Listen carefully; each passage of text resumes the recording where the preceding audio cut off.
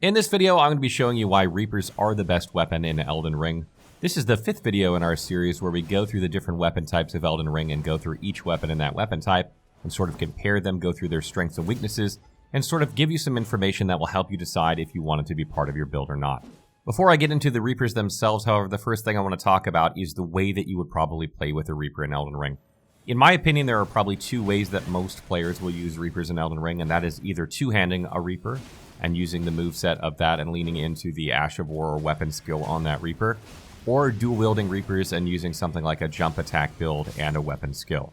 I don't think too many people will use Reapers when using a block counter sort of build because block counters with Reaper weapons is very, very slow and not particularly good, and you just don't see too many people playing like a Spellblade sort of build with a Reaper in one hand and a Scepter or, a Seal in the other hand, although you could if you wanted.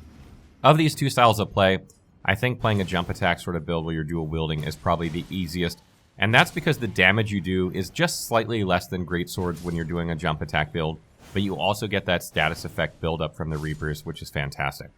I also want to talk about the pros and cons of the Reaper weapon type in general before I get into each weapon, and probably the biggest pro of this weapon is that attacks with this weapon actually take some damage through shields, meaning if a player or enemy is blocking when you hit them with the Reaper, you're actually going to do chip damage through their shield, which is fantastic. And additionally, all the Reapers have bleed status effect buildup intrinsically on them, meaning that you don't have to do anything to make them bleed. They're all going to apply bleeding to the target over time with their attacks, which is great. They also have pretty good reach and similar attack rating to greatswords in a lot of cases.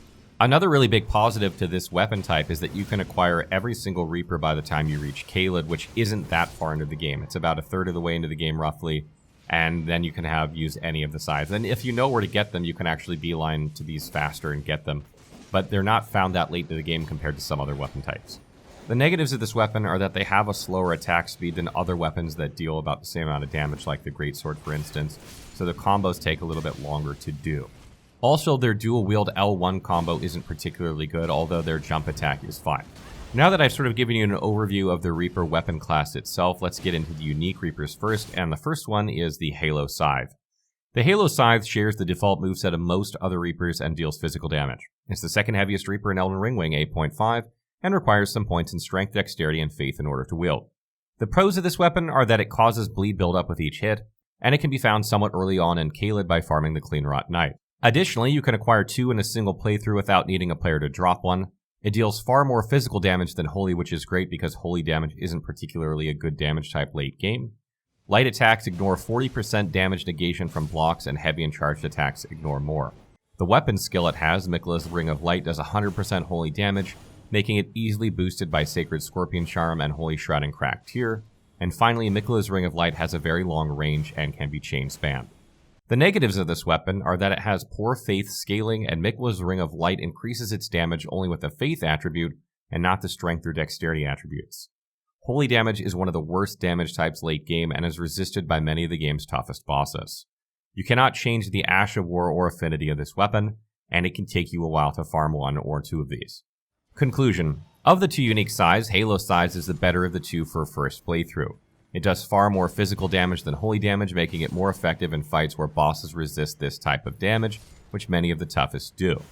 Miquella's Ring of Light can often 1 or 2 shot most enemies from a very long distance for 11 FP per cast, and is easily increased with Sacred Scorpion Charm, Holy Shroud and Cracked Tear, as well as Ritual Sword Talisman and Shard of Alexander.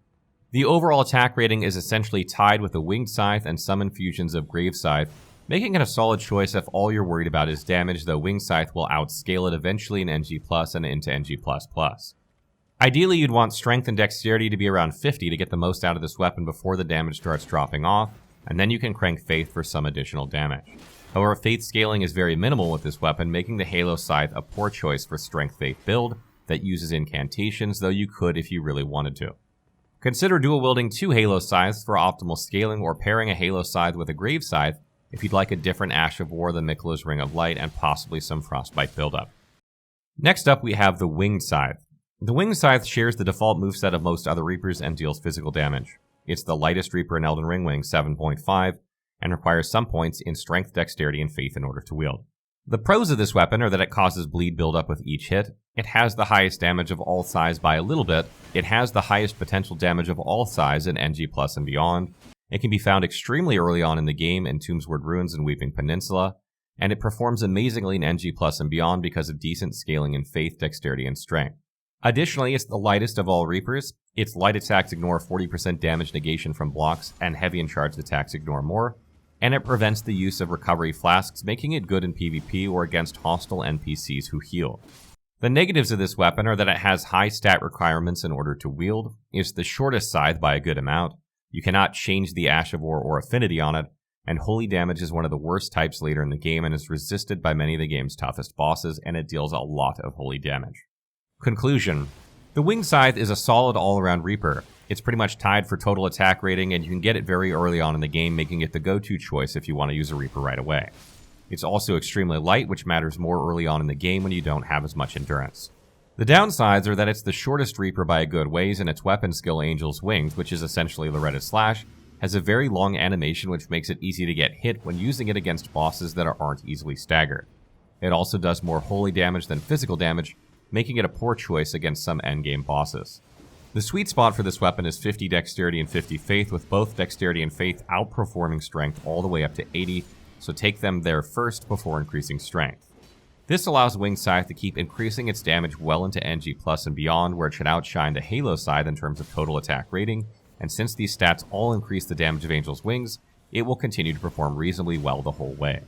Consider using this weapon alone, learning to use Angel's Wings, or in a dual-wield setup with the Scythe that will allow you to use a better Ash of War that also has similar scaling.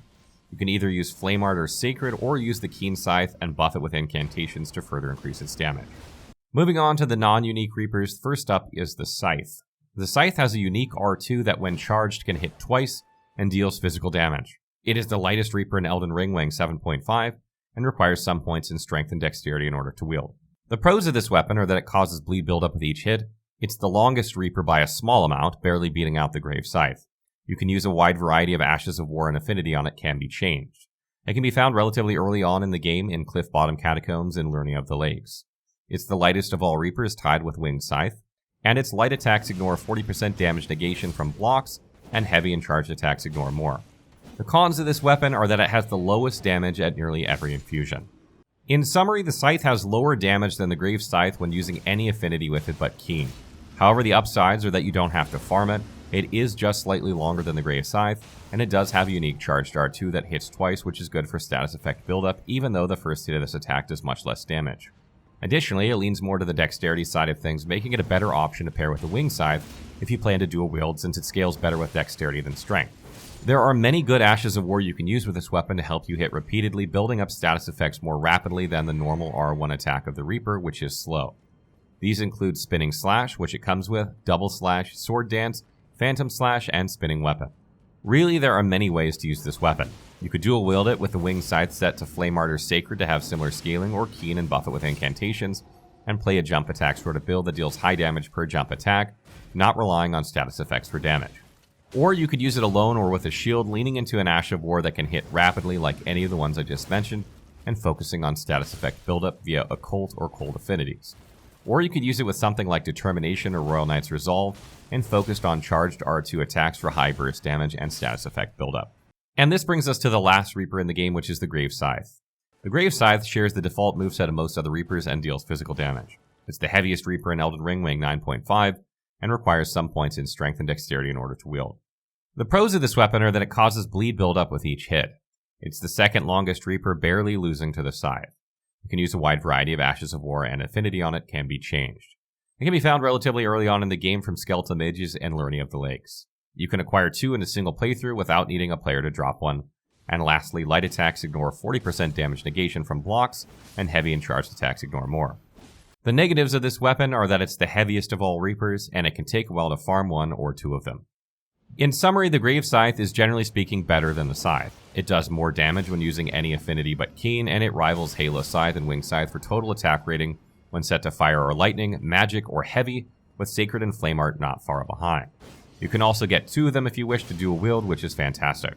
Because this weapon scales more with strength and dexterity, it makes a better candidate for two-handing than the Scythe, and a good choice for status effect build that uses a weapon skill to strike rapidly.